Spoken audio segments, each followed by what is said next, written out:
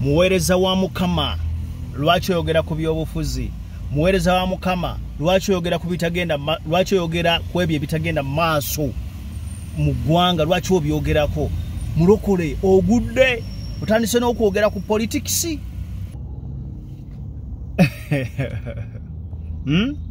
Mulokole lwaki oyogera ku politics? Ebintu bisabire busabizi. Okakasa kubisabira busabizi kyokka.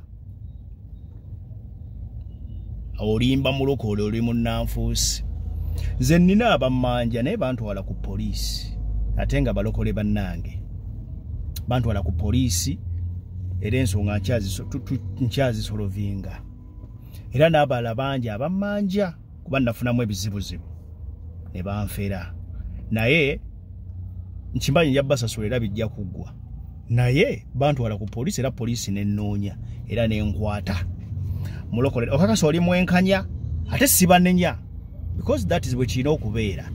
Mulokole oli mwenkanya nze bwe njogera kubanga abalokole abo balokole bannange bali bafunye injustice nga balaba sibasasula sente zaabwe wadde nange nali nfunyemu ebizibu bibateetaaga kumanya.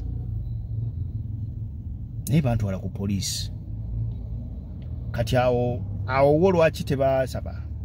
Kitengezako kugamba nti buli wabeerawo injustice ne Yesu yennyini yayogera ku injustice obutali bwenkanya. Yatuuka nga waliwo bannanfuusi abali mu kukola ebyobusuubuzi mu kkanisa. Yesu n'ava mu mbeera n'asambasamba ebintu, emmeeza zonna n'azifuulafuula. Lwaki teyabisabira? Abasirikale ne bajja gy'ali ne bamubuuza, ffe tukole tutya? Ffe abasirikale tukole tutya naffe okuyingira obwakabaka bwa Katonda? Yabagamba atya? N'abagamba temusukka biragiro bya bakama bammwe. Bye babagambye okola bye mukola ki? Bye mukola. Injustice ng'agezaako gy'avoidinga.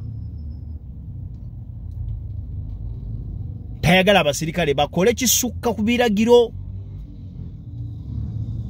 Awo tuli mu byabufuzi byennyini wakati. Ago ge magye ne poliisi. Yesu yabagamba atya? Temukola kusukka.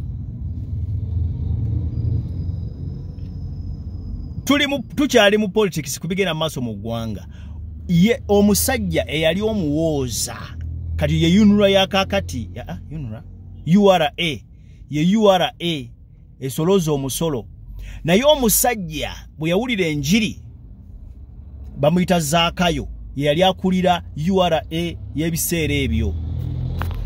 Omusajja gwe bayita Zaakayo bwe yawulira enjiri n'alokoka n'akyuka n'alinnya omuti okulaba Yesu. Yesu n'amukyalya n'amugamba naye era omusajja oyo n'asasula buli muntu gwe yali ajjeeko omusolo ogwali gusukka n'amuddiza. Buli muntu gwe yanyaga bwe yajaga n'amuddiza.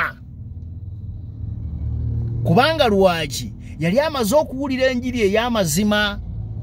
Kati olaba Yesu yaleetera omusajja eyali asoloza omusolo eri akulira URA y'ebiseera ebyo mu nsi eyo.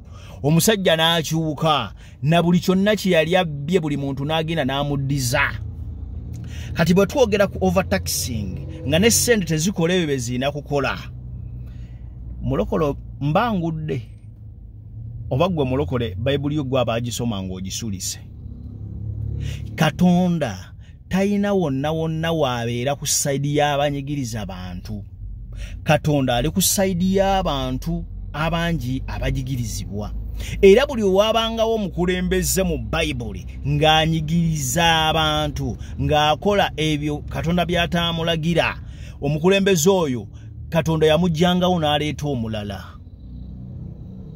Dawudi ekyamuleetera okubeera kabaka bajjeko Sawulo kubanga Sawulo yali ayonoonye Katonda, era mu kujja kwa Dawudi Katonda yali ku sayidi ye. Naye saagala weerabire nti Dawudi yakwata abanyoomebwa, abanyoomebwa abatalina mugaso, abalabibwa nga abatalina kibagasa be balwana olutalo.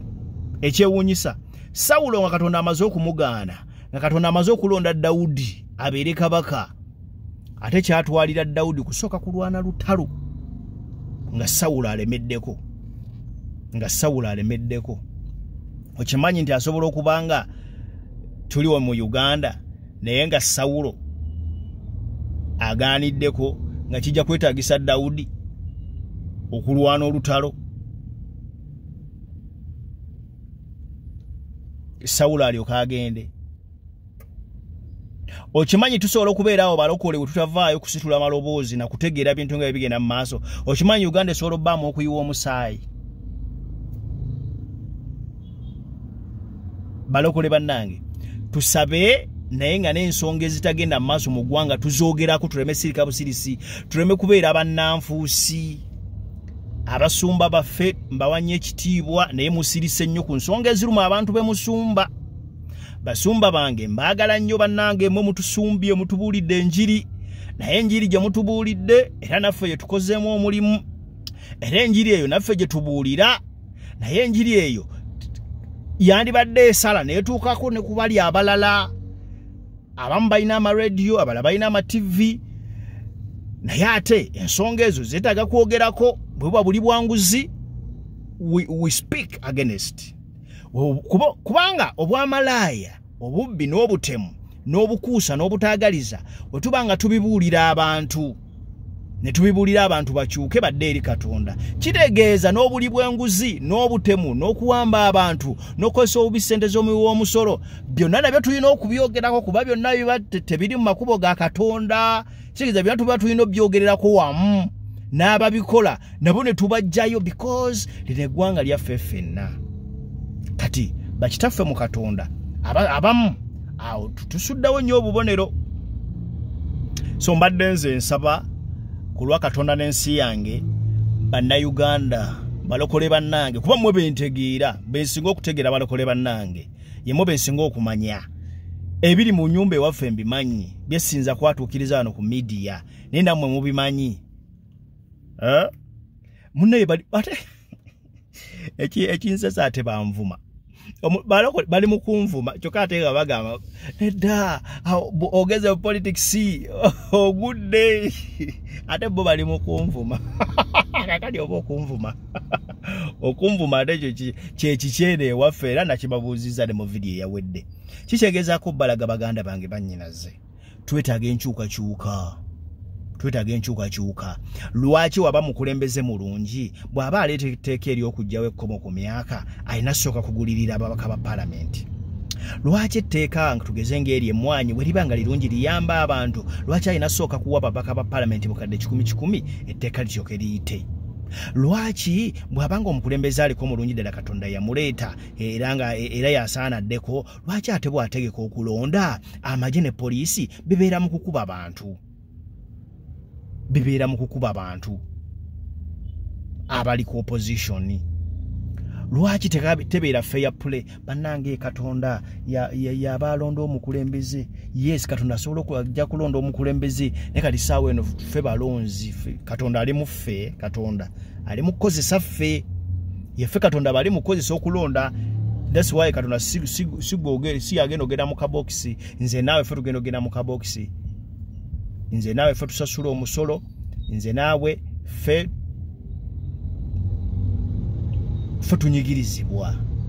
Naye ate munnange nze agezaako okwogerako ebyo bitegenda maaso mu ggwanga ate gusazeewo okunvuma buvumi. Olaba nga avudde mu bulokole ndi ku kituufu kyennyininyini ndi ku kituufu negattako bwegasi tusitule eddoboozi lyaffe yeffe batuufu okwogera amazima. Yina akatambaala kali wanfunye n'akabugumu. Abalokole yeffe batuufu okwogera amazima kuba Bayibuli egamba amazima gali kufuula ow'eddembe. Nabagambye ekitu kyayo abalokole kuba tubuulira enjiri ey'amazima. Ababbi, abayaaya, abamalaaya biki ne batukyawa. Kati baba batukyawa kitegeeza na bino ebyobukulembeze tuba tubyogerako nga tebitambula bulungi, era tusuubira okutukyawa, tusuubira n'okutuvuma kubanga abantu tebaagala kwogera mazima. Abasumba bange bali mu kwebuuza banange omwana abadde ki? Nange simanyi naye nga kyekyo kyekigenda mu maaso. Tulina okuvaayo kubanga abantu batusibyeko ekintu ekibi muffe tulemeza abalokole mwe mulemezaako Museveni. Abalokole Museveni siye nanyini bulokole, siye yabutandika era siye agenda okubukomya. Is not the alpha and omega of born again faith here in Uganda.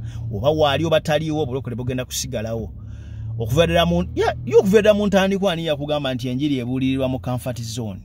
Mbwe enjiri ebuulirwa mu comfort zone ani akulimba. Actually buli wabeerawo comfort mu kubuulira enjiri nga waliwo comfort. Mulina okwechekinga nga buli kimu kiri okay. Enjiri eba ya mbirigo kuvedera mu Bible enjiri buli webuulirwa tuba tetwagalwa. Enjiri erina kuba ya mbirigo era gwagamba eba ne tuli comfort tewali comfort mu njiri teri comfort. Kuba kufa kuba kubeera persecution eba amanyi ga Katonda tewege yongera okulabikira.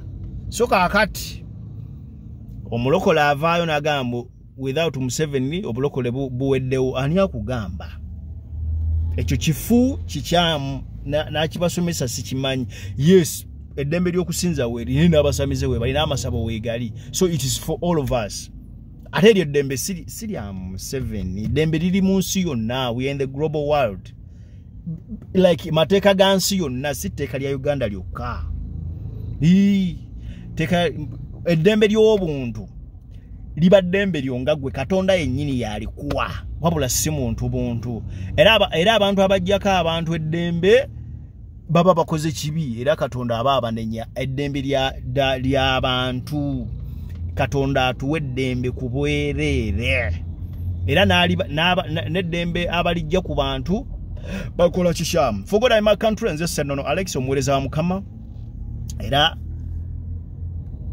mbakubiriza bana Uganda okulonda enkyukakyuka ku lwa Uganda empya. Kula Katonda n'ensi yange. God bless you so much.